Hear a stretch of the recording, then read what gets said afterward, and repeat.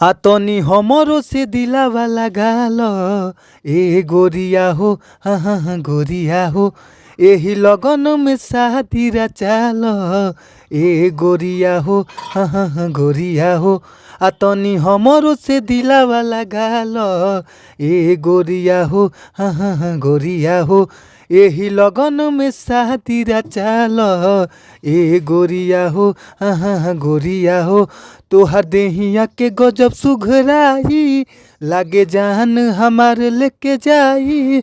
तू तो भइल बाड़ू चिनिया के बोरिया हो।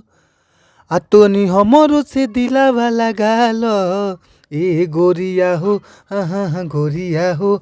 एही लगन में शादी रचाल ए गोरिया हो, हाँ हाँ हाँ गोरिया हो। तो जी हाँ ये भैया, आप सब कैसन बानी जाए भैया। और हमारा आशा रहेला, मन में विश्वास रहेला कि आप लोग मस्त हो खबजा, खुश हो खबजा, स्वस्थ हो खबजा, तंदुरुस्त हो खबजा। और हम बानी आप सबके भोजपुरी गायक व गीतकार नीतीश सिंह। सबके हम प्रणाम करतानी ए भैया।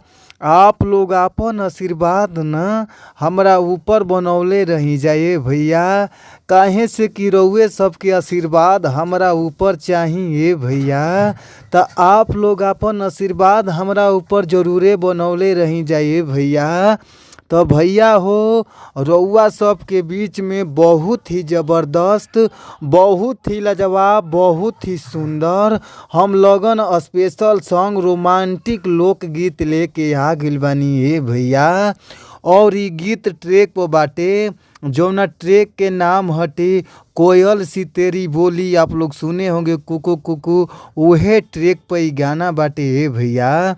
तो भैया हो, आशा ना बल्कि विश्वास बा कि अगर इस सॉन्ग के रउआ सब अच्छा से म्यूजिक बनवा के अच्छा से स्टूडियो में गायकी क के रिकॉर्ड कर देतानी जाए भैया, तो हमरा पूरा भरोसा बा कि मार्केट में ये गाना जरूर बाजी। तो जी भैया, रउआ सब अच्छा गावतानी जा, अच्छा बजावतानी जा। फिर भी रउआ सबके अच्छा मेटर गाना नइखे मिल पावत। तो रउआ सबके घबराए के ज़रूरत नइखे ए भैया। अच्छा मेटर पावे खातिर न हमारी यूट्यूब चैनलवा के सब्सक्राइब कर लीजा, जौना यूट्यूब चैनल के नाम बाटे भोजपुरी संगीत लिरिक्स। तो आप लोग हमारी यूट्यूब चैनल के सब्सक्राइब करके घंटी के बेल आइकन दबा लीजा। काहे से कि रउआ सब घंटी के बेल आइकन अगर दबा लेब जा, तो कौनो भी वीडियो गाना अगर हम डालतानी, चाहे लिखल गाना होखे चाहे हमार गावल गाना होखे, तो भैया सबसे पहले नोटिफिकेशन रउआ सबके सामने पहुँच जाइए भैया। तो आप लोग हमारी यूट्यूब चैनल के सब्सक्राइब करके घंटी के बेल आइकन जरूरे दबा लीजा। तो आई जा हमनी के चलल जाओ अपन मुखड़ा के ओर। मुखड़ा के भाव का बा, कौना भाव में कैसे गावे के बा, सुनी जाओ। भाव बाटे, आ तनी हमरो से दिलावा लगाल ए गोरिया हो, हाँ हाँ हाँ गोरिया हो। एही लगन में शादी रचाल ए गोरिया हो, हाँ हाँ हाँ गोरिया हो। आ तनी हमरो से दिलावा लगाल ए गोरिया हो, हाँ हाँ हाँ गोरिया हो। एही लगन में शादी रचाल ए गोरिया हो, हाँ हाँ हाँ गोरिया हो। तोहर देहि के गजब सुघराई लागे जान हमार लेके जाई। तू तो भइल बाड़ू चिनिया के बोरिया हो। आ तनी हमरो से दिलावा लगाल ए गोरिया हो, हाँ हाँ हाँ गोरिया हो। एही लगन में शादी रचाल ए गोरिया हो, हाँ हाँ हाँ गोरिया हो।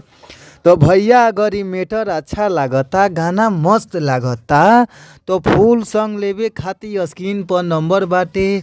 नंबर हमार नोट कर लीजा, 98 350 77 203। एक बार और नंबरवा नोट कर लीजा ये भैया, 98 350 77 203।